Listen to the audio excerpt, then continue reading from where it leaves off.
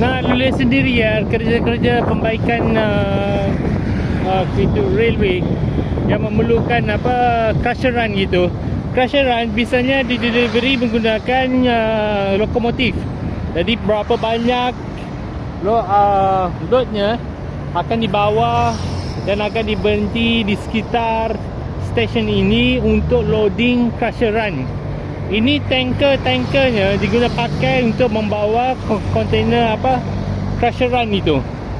Crusher run yang banyak banget, dibawa banyak. Jadi di loading di sekitar sini menggunakan itu traktor.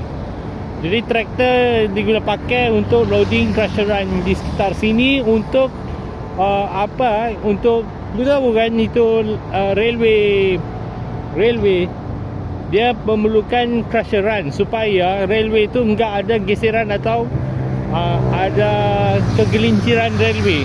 Jadi berbeza ya daripada infrastruktur prasarana yang dikomplain sekitar beberapa hari lepas oleh teman-teman sekitar di sini, mengatakan itu passenger lokomotif dia split daripada rail. Kenapa? Kerana konkrit material yang diguna pakai bukanlah berasaskan daripada crusher run. Jadi crusher run ni khasnya untuk heavy duty lokomotif.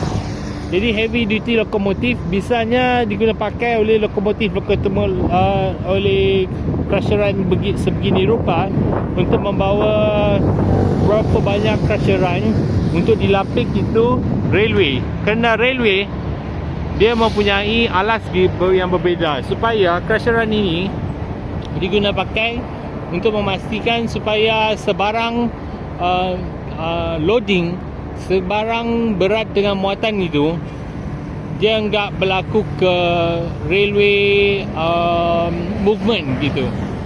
Jadi walaupun apa kondisi weather, ataupun banjir ataupun hot weather begini ya, hot weather begini, dia enggak ada berlaku kegelinciran. Jadi apa yang berlaku di prasarana adalah hal-hal federal.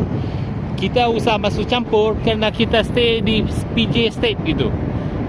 Ya, udah gua konfirmasi ya. Dulu lihat sendiri berapa banyak railway train ni, lokomotif ini dibawa sekitar sini untuk membawa crusher run. Jadi crusher run biasanya enggak dibawa oleh kenderaan-kenderaan jentera-jentera berat sekitar highway. Dia biasanya dibawa oleh lokomotif ini sekitar daripada depo-depo stesen mereka yang telah dihas guna pakai untuk loading dan unload crusher run. Maka ini penjelasan gua mengenai mengapa crusher run diguna pakai untuk membentuk railway supaya enggak berlaku movement railway. Ya, makasih.